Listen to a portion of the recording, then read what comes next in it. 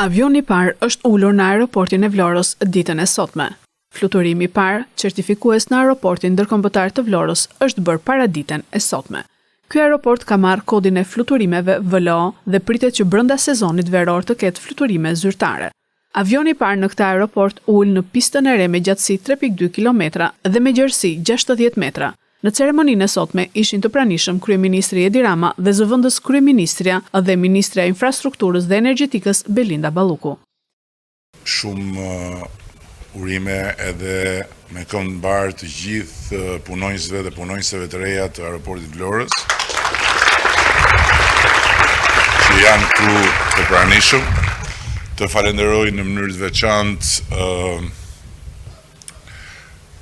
grupin e ardhur nga Kosova, që janë këtu të pranishëm, dhe të shpreh besimin se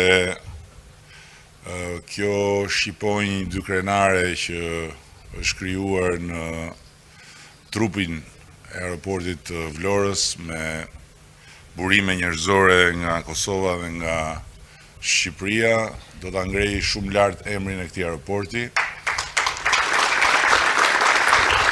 për cilësinë e shërbimit, për sigurinë